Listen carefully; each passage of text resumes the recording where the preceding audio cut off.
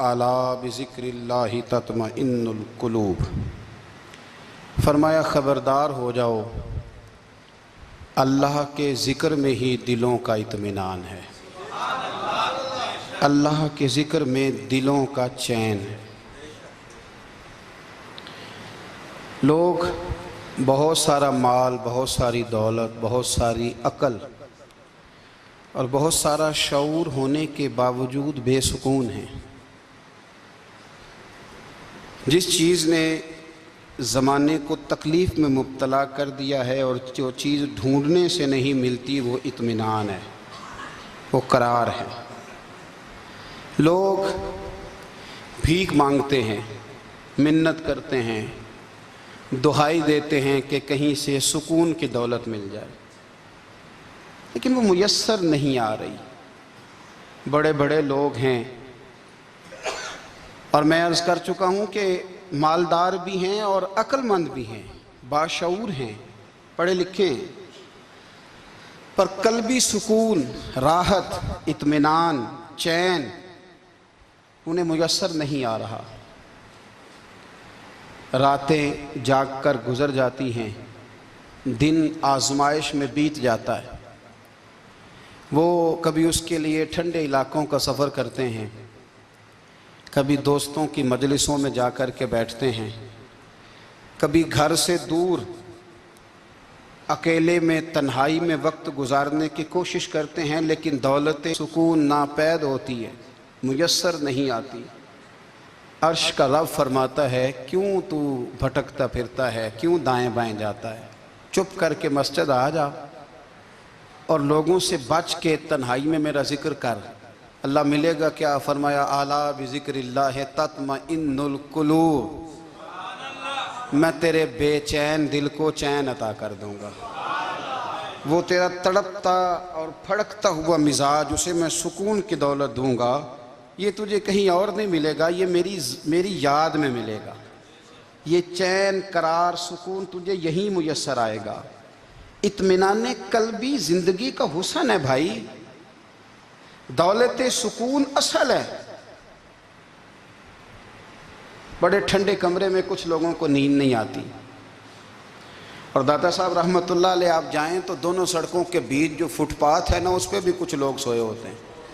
उधर से भी गाड़ियां गुजरती हैं, इधर से भी गाड़ियां गुजरती हैं, लेकिन बस नींद है ना, अल्लाह का फजल है, उसने दे दी है, आने वालों को आ गई है। इत्मीनान कल्बी, मेरा मुआशरा बेसुकून है, बेकरार है। मुझे कुछ लोग कहते हैं जी मैं आजकल बड़ा बोर हो रहा हूँ, तो मैं कहता हूँ यार हमें तो टाइम ही नहीं मिला आज तक बोर होने का, नहीं वक्त ही नहीं इतना मुयस्सर आया। कौन सा टाइम निकाले जिसमें बंदा बोर हो? वो तो है कि इंसान कुछ फारिग हो, कहीं उसके पास गुंजाइश हो तो बोर भी हो ले। कैसे बोर हो लेते हो? ये क्या होता है बोर होना? जिंदगी में इतना वक्त ही कहाँ है कि इंसान बोर होता फिरे और ये तसव्वुर बनाता फिरे कि मैं बड़ी आजमाइश में हूँ, तो मैं बड़े बोर हो रहा हूँ, तो मैं बड़ी तकलीफ में हूँ। तो वक्त बहुत ज़्यादा है हमारे पास, लायानी कामों में ज़ाया बड़ा होता है, तो हम बोर होते हैं, परेशान होते हैं। अल्लाह फरमाते हैं ये जो मेरी याद है ना, लेकिन उसका भी एक तरीका है याद का। उस तरीके से अगर मेरे रसूल करीम अलैहिस्सलाम ने फरमाया अल्लाह का जिक्र इस तरह करना कि देखने वाला तुम्हें दीवाना समझे, लोग समझें कि कोई मजनून है, कोई जुनूनी है, कोई पागल है। यहाँ अल्लाह ताला माफ़ करे, आप जिक्र की मजलिस छेड़ें, आप नाज शरीफ की मजलिस छेड़ें तो बहुत सारे लोग प्रोफेसर बन जाते हैं, वो सारी नहीं हिलाते, उनकी ज़ुबान ही हरकत में नहीं आती। हालांकि रब करीम का जिक्र इस तरह करो कि देखने वाला तुम्हें दीवाना समझे, कहीं और खोने की ज़रूरत ही नहीं। मेरे हबीब गोया हमें फरमाते हैं तो रब के जिक्र में इस तरह खो जा कि तुझे दुनिया का ख्याल ही ना रहे, तुझे फिर दुनिया की होश न रहे। लेकिन अगर नमाज में भी ख्याल गैर आए, जिक्र में भी तवज्जो कहीं और हो, जिंदगी में वो अजीब लम्हा था, वो मेरे साथ था और मैं तन्हा था। अगर माहौल ये हो कि आप कहीं जिस्म के साथ तो मौजूद हों, रूह मौजूद ना हो, तो फिर लज्जत जिक्र भी मुयस्सर नहीं आती, फिर कैफ नहीं हासिल होता। याद रखें कि इस तरह खो के रब की याद कहाँ से कैफ आएगा? उलझ ही पड़ा गए हैं। وہ مستی، وہ سرور، وہ کیف جو اللہ کے ذکر میں ہوتا تھا، جو کبھی مرشد کامل کے سامنے بیٹھ کر لوگ اللہ اللہ کرتے تھے تو لگتا یہ تھا کہ یہ یہاں ہیں ہی نہیں، یہ تو کہیں اور چلے گئے ہیں، یہاں موجود ہی نہیں۔ لیکن اب وہ موج نہیں، وہ شوق نہیں، وہ درد نہیں، وہ ذیل نہیں۔ اقبال تڑپ کے کہا کرتے تھے خرد کی گتھیاں سلجھا چکا ہوں، یا رب مجھے صاحب جنوں کر دے، اللہ مہربانی فرما، وہ کیفیت دے، وہ سرور دے۔ زندگی میں اگر اطمینان چاہتے ہو تو کبھی کبھی سب کچھ بھول کے نا تو مست ہو جایا کرو رب کی یاد میں۔ کبھی کبھی چھوڑ دیں دنیا، چھوڑیں یار موبائل، کسی وقت کریں اس کو بند، چھوڑیں اس بات کا خیال کہ فلانے نے سلوٹ کیا ہے کہ نہیں کی، چھوڑیں۔ حضرت باجزید بستامی رحمت اللہ تعالیٰ علیہ فرماتے ہیں میں نے اعتکاف کبھی اپنی مسجد میں نہیں کیا، یہ کہ سارے ہی ہاتھ چومنے والے، سارے ہی پیار کرنے والے۔ فرماتے ہیں میں جب اعتکاف کرتا تھا تو میں بستام سے دور نکل جاتا تھا جہاں کوئی مجھے جاننے والا نہ ہو۔ اٹھ بلیا چلو تھے وسیے جتھے وس دینی سارے یننے، نہ کوئی ساڈی ذات پچھانے تے نہ کوئی سانو مننے، چل ادھر چلیں۔ اٹھ بلیا چلو تھے وسیے جتھے وس دینی سارے ہی اننے، نہ کوئی ساڈی ذات پچھانے تے نہ کوئی سانو۔ اتنا شوق ہے سلوٹ کرانے کا، اتنا شوق ہے تعارف کرانے کا، اتنا شوق ہے اپنا بتانے کا، تو یہ چیز غلبہ کر جاتی ہے، پھر نام رہ جاتا ہے، روح نہیں رہتی، پھر وجود رہ جاتا ہے، پھر باطن کی کیفیت نہیں رہتی۔ خدا را اپنے آپ کو بے چین نہ کرو، بے قرار نہ کرو، بے سکون نہ کرو، رب کی یاد میں آ جاؤ، درود و سلام میں آ جاؤ، نعت کے حسن میں آؤ، تلاوت کی دنیا میں آؤ، سجدوں کے نور میں آؤ۔ آؤ کبھی کھول کے دل مسجد کی صفائیاں کریں، آؤ نہ کبھی کوئی بوڑھا، دادی، نانی، دادا، ان کے پاس بیٹھ کے پیر دبا کے اللہ کو راضی کریں۔ یہ کیف والی جگہ ہیں، یہ سرور والی جگہ۔ اتنی بے چین ہماری زندگی ہے، بے قرار ہے، تڑپتے ہوئے لوگ، لڑتے ہوئے لوگ، ایسے لگتا ہے ابھی ایک دوسرے کا گریبان تھام لیں گے، بے قرار، بے چین۔ کسی کو انتظار کا کہا جائے نا کہ 10-20 منٹ کسی کا انتظار کرو تو بعض لوگ مجھے ایسے لگتا ہے جیسے یہ ان کا کلیجہ پھٹ جائے گا، ڈاکٹر کے انتظار میں بیٹھے ہیں تو بڑے پریشان ہیں۔ کسی کو ملنے گئے ہیں کو آدھا گھنٹہ بیٹھنا پڑ گیا تو بڑی دقت میں ہیں۔ اپنے آپ کو سکون دیں۔ آپ یقین کریں بڑا مزہ آتا ہے، کبھی کسی کا انتظار کرنا پڑے تو 2-4 تسبیح درود شریف پڑھی جاتی ہے، یعنی ذوق بن جاتا ہے کہ چلو اللہ نے موقع دیا ہے، کوئی سرکار کو یاد کر لیں، تنہائی مل گئی۔ ہمارا مزاج جس سختی کا شکار ہے وہ سختی آہستہ آہستہ ہمیں زیادہ آزمائش میں ڈال گئی۔ تو میرے بھائی زندگی میں اطمینان حسن ہے، اور وہ سب سے زیادہ اللہ کی یاد میں ملتا ہے، وہ سب سے زیادہ رب کریم کے ذکر میں، سب سے زیادہ جو چاہتا ہے نا دل ٹھنڈا رہے، زبان میٹھی رہے، وہ مدینے والے محبوب پہ درود و سلام پڑھا کرے، وہ حضور پہ درود و سلام پڑھا کرے، زبان میٹھی رہے گی۔ میرا ذاتی تجربہ ہے کہ جو آدمی اپنے اخلاق سنوارنا چاہے وہ حضور پہ درود شریف پڑھے، جو اپنے اخلاق سنوارنا چاہے، طبیعت کو ٹھنڈا رکھنا چاہے وہ درود شریف پڑھے، اس کا دل سکون میں آئے گا۔ کچھ کام اور ہیں زندگی میں اطمینان کے لیے، ان کا ہونا بھی بڑا ضروری ہے۔ سب سے پہلے اگر آپ چاہتے ہیں نا زندگی میں سکون ہو تو حقیقتوں کا سامنا کرنا سیکھیں، آپ جو ہیں وہ رہنا سیکھیں، جو آپ نہیں ہیں وہ بننے کی کوشش نہ کریں۔ حقیقت کا سامنا کرو گے تو زندگی اطمینان میں آ جائے گی۔ ہم نے نا بہانے بنا لیے ہیں، ہیلے بنا لیے ہیں، جھوٹ کے سہارے اپنے آپ کو اونچا کر لیا۔ ایک آدمی سے کہا جاتا ہے تو رشوت نہ لے، تو کہتا ہے میں غریبوں سے نہیں لیتا۔ تو میرا سوال یہ ہے کہ امیروں کا حساب لینے کی اللہ نے تیری ڈیوٹی لگائی ہے، تیرے ذمہ لگایا ہے کہ تو امیروں کا حساب کر، تمہیں کیا ضرورت پڑی ہے؟ ہم نا بہانہ کرتے ہیں، رشوت لینے والے کا الگ بہانہ ہے اور سفارش والے کا الگ بہانہ ہے۔ حقیقت کا سامنا کریں، حقیقت کا۔ جو میرے ذمہ داریاں ہیں وہ میں نے پوری کرنی، جو آپ کی ذمہ داریاں ہیں وہ آپ جان نہ چھڑائیں، حقیقت پسند بنیں۔ میرے رسول کریم، پھر پڑھیے درود شریف، صلی اللہ تعالی علیہ وسلم۔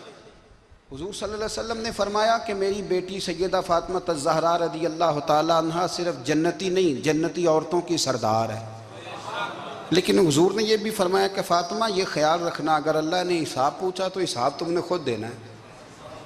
نہیں، حقیقت کی طرف توجہ کرائی حضور نے. وہ صرف جنتی نہیں، جنتی عورتوں کی سردار ہیں، پر حقیقت کی جانب توجہ. میں حقیقت یہ ہے کہ اگر مالک نے حساب پوچھا تو اس کی تیاری بھی کرنی ہے. دیکھیں نا، ہمیں کچھ یقین نہیں، اللہ معاف کرے کہ ہمارا حساب کیسا ہوگا، لیکن کتنے آزاد ہیں. یعنی بڑی دلیری سے بندے کہتے ہیں فجر نہیں پڑھتا جی، 3 پڑھتا ہوں جی، عشاء رہ جاتی ہے جی، کپڑے صاف، بڑی دلیری سے. اور سیدہ فاطمہ الزہرا نے ساری رات مصلی باندھ رکھا ہے، حالانکہ انہیں یقین تھا کہ رب مجھے بغیر حساب کتاب جنت دے گا. حقیقت کا سامنا کریں. جو حقوق آپ کے ہیں وہ آپ نے ادا کرنے ہیں، جو ذمہ داریاں ہیں وہ ذمہ داریاں ہیں. دیکھیں نا، حضرت موسیٰ کلیم اللہ علیہ السلام کے پاس اسرائیل روح نکالنے آئے تو حضرت موسیٰ نے تھپڑ مارا، آنکھ نکال دی. واپس گئے، اللہ انہوں نے تو جلال فرمایا ہے، کہا موسیٰ علیہ السلام سے کہیے بیل کی پشت پر ہاتھ رکھیں، جتنے بال ان کے دستے مبارک کے نیچے آئیں گے اتنے 1000 سال ان کی عمر بڑھا دی جائے گی. یعنی میرے کان میں کوئی بتا دے کہ جناب 60 سال بڑھ گئی، یا آپ کے کان میں کوئی کہہ دے تو خوشی ہوتی ہے کہ نہیں؟ لیکن یہ حقیقت پسندی نہیں، اس لیے کہ 60 بھی گزر جائیں گے، 70 بھی، یہ حقیقت نہیں. حضرت موسیٰ کلیم، چلے میں مثال دیتا ہوں، سمجھ لے 10 بال، حالانکہ بہت زیادہ آتے ہوں گے، 10 بال اگر حضرت موسیٰ کے ہاتھ کے نیچے آئے تو 10,000 سال تو عمر بڑھ گئی نا.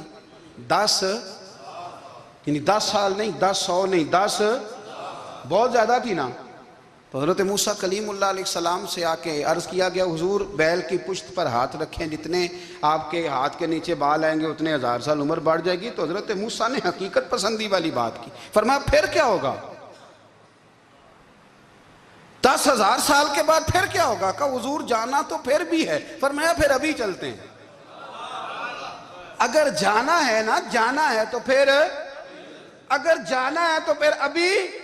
اور سجنوں، اگر نماز پڑھنی ہے تو ابھی کیوں نہیں؟ اگر داڑھی رکھنی ہے تو پھر رمضان کا انتظار کیوں کریں؟ ابھی کیوں نہیں؟ اگر سچ بولنا ہے تو پھر، اگر رزق حلال کھانا ہے تو پھر انتظار کاہے کا؟ حقیقت ہوتی ہے، بہانہ ہوتا ہے. حقیقت چھپ نہیں سکتی بناوٹ کے اصولوں سے، کیونکہ خوشبو آ نہیں سکتی کبھی کاغذ کے پھولوں سے. یہ بات یاد رکھیں. اگر جانا ہے تو حضرت کلیم فرمانے لگے پھر 10,000 سال کے بعد بھی جانا ہے تو آج بھی. ہمیں بے قراری زندگی میں اس لیے کہ ہم حقیقت پسند نہیں، ہم بہانوں میں، ہم ہواؤں میں جیتے ہیں، ہواؤں میں، خیالات میں زندگی گزارتے ہیں. بڑا ٹائم پڑا ہے، مثلاً کتنا میرے رسول کریم صلی اللہ تعالیٰ علیہ وآلہ وسلم نے ایک دن صحابہ سے فرمایا تمہیں حیا نہیں آتی؟ حضور کیا ہوا؟ فرمایا وہ والے مکان بناتے ہو جن میں تم رہ نہیں سکتے، وہ والا مال جمع کرتے ہو جو کھا نہیں سکتے، حیا نہیں آتی؟ عرض کی حضور حکم کریں. تو محبوب فرمانے لگے جوتے کا ایک تسمہ بند کرتا ہوں تو سوچتا ہوں دوسرا بند کرنے سے پہلے موت آ جائے گی. ایک سانس اندر جاتی ہے تو دوسرا آنے سے پہلے میں یاد کرتا ہوں کہ مجھے دنیا سے جانا ہے. تمہیں حیا نہیں آتی؟ وہ مکان بناتے ہو جن میں رہ ہی نہیں سکتے، وہ مال جمع کرتے ہو جو کھا. حقیقت پسند نہیں بھائی. ہم بہت سارے لوگ ہیں بڑی باتیں سناتے ہیں، بڑی، میں کہتا ہوں اصل میں نا زیادہ باتیں سنا کے نا بیچارہ اپنے آپ کو مطمئن کرنا چاہتا ہے.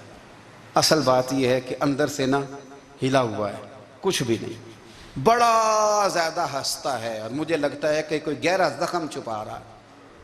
اس لیے ملمہ سازی، حقیقت پسند بنو، حقیقت پسند.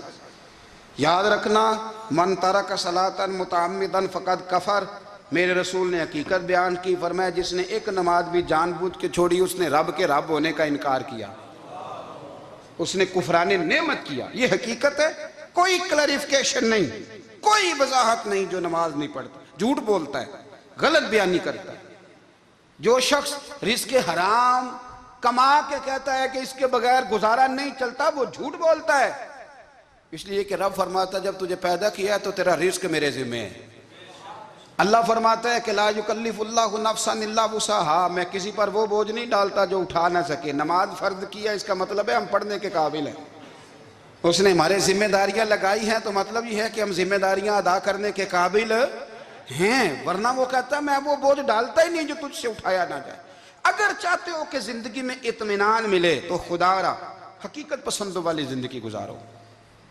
یہ فضاؤں میں زندہ رہنا، ہواؤں میں، اللہ بڑا معاف کرنے والا ہے، اللہ بڑا کریم ہے، معاف کر دے گا، تو بھئی یہ بات صحابہ کو بھی پتا تھی، یہ اہل بیت کو بھی خبر تھی، تو وہ تو ایک ایک بات کا لحاظ کرتے تھے۔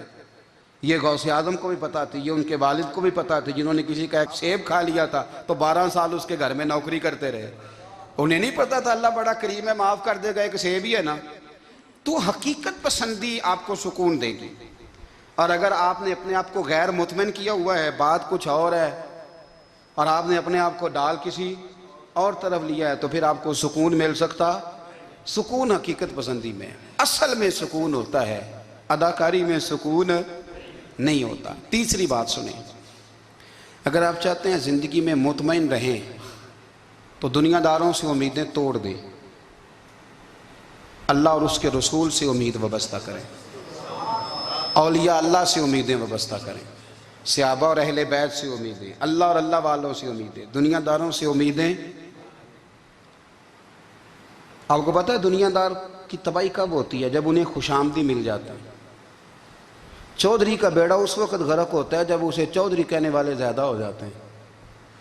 سیٹھ صاحب اور نواب صاحب بیچارے تباہ تب ہوتے ہیں بھولے پن میں، جب ان کے دائیں بائیں ریلا ہوتا ہے سیٹھ صاحب کہنے کا، لوگ انہیں کھانا چاہتے ہیں، پیار ان کا نہیں ہوتا، ان کی جیب کا ہوتا ہے، محبت ان سے نہیں ہوتی، ان کی کرسی سے ہوتی ہے، ضروریات کا پیار ہوتا ہے، تباہ کر دیا جاتا ہے۔ ہماری ساری توقعات دنیا داروں سے وابستہ ہو گئی ہیں، ناراض نہ ہونا، پیروں نے، مولویوں نے، درویشوں نے، انہوں نے بھی سیٹھ رکھے ہوئے جلسوں کی صدارت کرانے کے لیے، یعنی مذہبی جلسہ ہے، اس میں بہت زبردست پڑھے لکھے صاحب تقوی عالم کا خطاب ہے، اور کی صدارت وہ بندہ کر رہا ہے جس نے عشاء کی نماز بھی نہیں پڑھی، وہ بندہ صدارت کر رہا ہے، کیوں؟ اس لیے کہ اس نے لاکھ روپیہ دیا محفل میں۔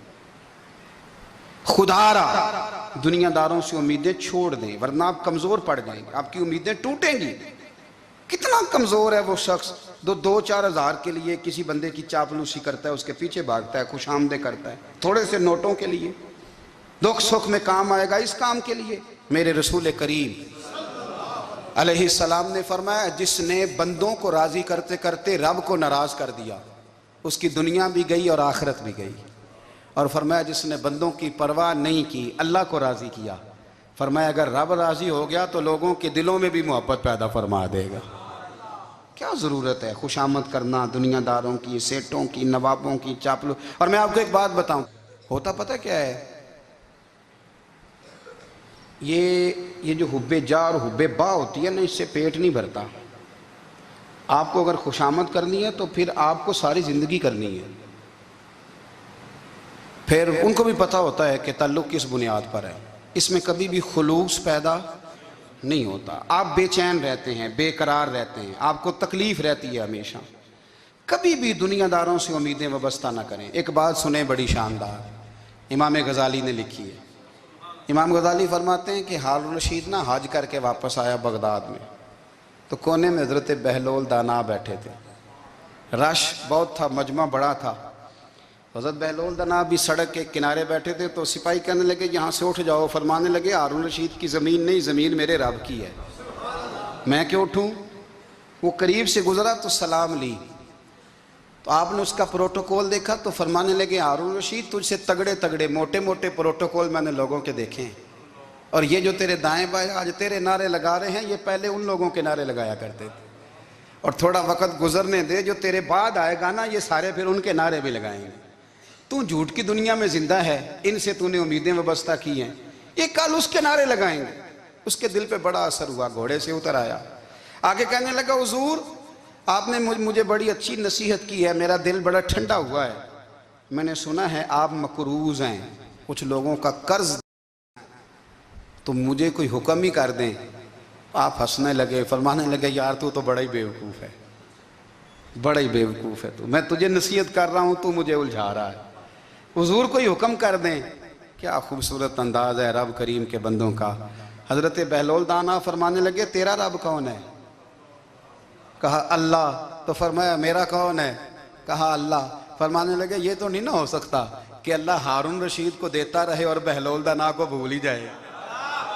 یہ تو نہیں نہ ہو سکتا کہ ہارون رشید کو دیتا رہے اور بہلول دانا کو بھول جائے۔ فرمایا اس کا دل، اس کا ارادہ ہوا، ارادہ قدرت ہوا کہ بہلول مقروض رہنا چاہیے، تو اگر رب مجھے رکھنا چاہتا ہے، دکھ قبول محمد بخشا راضی رہن پیارے، اگر وہ چاہتا ہے میں مقروض رہوں تو میں بھی چاہتا ہوں کہ میں مقروض ہی رہوں۔ یہ تو نہیں نہ ہو سکتا کہ تجھے دے اور مجھے نہ دے۔ فرمایا میری تجھ سے کوئی امید نہیں، مجھے جب بھی دے گا میرا رب بھی دے گا، اور وہ دے گا تو پھر انشاءاللہ خزانے کھول کے دے گا۔ دنیا داروں سے امیدیں وابستہ کرنا، لوگوں کے پیچھے، یہ چھوڑ دیں، آپ بے چین رہیں گے، بے قرار رہیں گے۔ اللہ والوں سے ضرور امیدیں وابستہ کریں، اس لیے کہ ان کے پاس جو کچھ ہوتا ہے وہ دراصل رب کا ہی ہوتا ہے۔ لیکن سیٹھوں سے، نوابوں سے، سیاستدانوں سے باز آ جائیں، ہماری بڑی امیدیں وابستہ ہیں۔ میں اکثر کہتا ہوں جتنے پھیرے نوکری کے لیے دنیا دار کے دروازے پہ لگائے ہیں نا، اس سے کم دفعہ مسجد میں نفل پڑے ہوتے تو رب اتنی بڑی مہربانی فرما دیتا۔ تیسری بات یہ یاد رکھیں، اگر سکون لینا چاہتے ہیں نا، اگر سکون لینا چاہتے ہو نا تو لوگوں کو ڈسکس کرنا بند کر دو۔ کس کو اللہ نے کتنے پیسے دیے ہیں وہ جانے اور اللہ جانے، کس کو اللہ نے کتنی گاڑیاں دی ہیں وہ جانے، اور لوگوں کو ڈسکس کرنا جی۔ یعنی میں ایک جگہ بیٹھا تھا تو ایک صاحب گاڑی والا گزرا، گاڑی میں بیٹھ کے، اس کا پڑوسی تھا، کہندے تھا منہ ہے کار والا۔ میں کہ وہ تے ہے تاں ہی بیٹھا ہے، تے ہن میں کہ سمجھانا سی نا انہوں، میں کہ توں تے میں حساب لائیے بھی ساڈے کول کوئی نہیں، وہ تے ہے، لیکن نا اللہ نے اسے دی ہے نا، تو اللہ نے چاہا نا وہ کار میں بیٹھے، تو جس نے پھٹے پہ بیٹھ کے یہ تبصرہ کیا کہ منہ ہے کار والا، میں کہ ابھی وہ تے ہے تاں کار ہے۔ اب مجھے اور تجھے اندازہ لگانا چاہیے کہ ہم کیا یہ بحث ہے؟ یعنی اللہ کو چاہیے تھا معاذ اللہ کے پہلے تجھ سے پوچھتا کہ اسے کار دینی ہے کہ نہیں، کیا مطلب فضول بحث ہے؟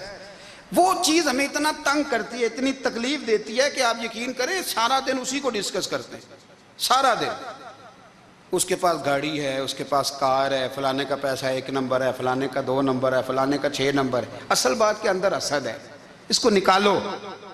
ایک بات کہنے لگا ہوں، اسے یاد رکھنا، میرے اعلیٰ حضرت رحمۃ اللہ علیہ فرمایا کرتے، حسد کرنے والا بندوں پر اعتراض نہیں کرتا، اللہ پر اعتراض کرتا۔ وہ کہتا ہے اللہ اسے کیوں دیا ہے، اتنا کیوں دیا ہے، معاذ اللہ وہ اللہ کی تقسیم پر اعتراض کرتا۔ حسد کرتے ہو بے چین رہو گے، حسد آپ کے دل کو تڑپا کے رکھ دے گا۔ چھوڑے، اللہ بڑا کریم ہے، جس کو جہاں چاہتا ہے وہاں بٹھا دیتا ہے۔ آپ قطعاً اس بحث میں نہ پڑیں کہ اللہ نے کس کو کتنا دیا ہے، کب دیا ہے، کیوں دیا ہے، وہ بڑا بے نیاز ہے۔ حسد آپ کو تباہ کرے گا۔ دنیا میں پہلا گناہ جو ہوا تھا وہ حسد تھا۔ ابلیس نے حضرت آدم سے حسد کیا، کہنے لگا میں بہتر ہوں، سرداری اس کو مل رہی ہے، یہ تو اللہ کو پتہ ہے نا کس کو دینی ہے۔ اور دنیا میں پہلا قتل حسد کی وجہ سے ہوا، حابیل قابیل کے درمیان حسد کا معاملہ تھا۔ خاتون کا نکاح اس سے کیوں ہو رہا ہے، مجھ سے ہونا چاہیے۔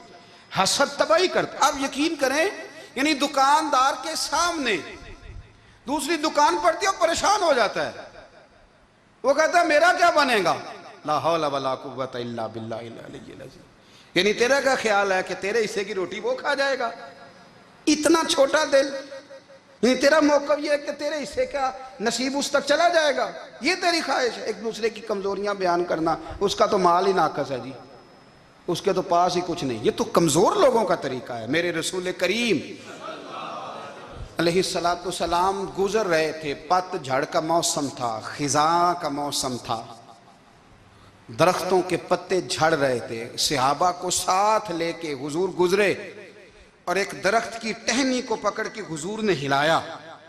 صحابہ فرماتے ہیں کہ چھم چھم اس کے پتے گرے، زمین پر ڈھیر لگ گیا۔ حضور نے فرمایا دیکھا تم نے کیا ہوا؟ حضور ہاں۔ فرمایا کتنی تیزی سے پتے جھڑے ہیں، صرف تنا رہ گیا ہے اور خالی ٹہنیاں رہ گئی ہیں، کوئی حسن بچا ہے؟ حضور نہیں۔ تو نبی کریم فرمانے لگے جو حسد کرتا ہے نا، اس کی نیکیاں بھی اسی طرح جھڑ جاتی ہیں۔ اسی طرح اور ایک جگہ حضور فرمانے لگے جس طرح راکھ لکڑی کو آگ کھا جاتی ہے، جس طرح لکڑی کو آگ، جب آگ کھا جائے تو پھر لکڑی کو لکڑی نہیں کہا جاتا، راکھ کہا جاتا ہے، کوئلہ کہا جاتا ہے، اس کی اصل باقی یعنی اسے کھائی جاتی ہے۔ تو حضور علیہ السلام فرمانے لگے جس طرح آگ لکڑی کو کھا جاتی ہے، فرمایا اسی طرح حسد نیکیوں کو کھا جاتا ہے، نیکیاں رہتی نہیں۔ حسد کرنے والے کے پاس نیکیاں یعنی ان کی اصل شکل موجود، کبھی بھی حسد نہیں کریں۔ اللہ کی تقسیم ہے، جس کو چاہے جب چاہے۔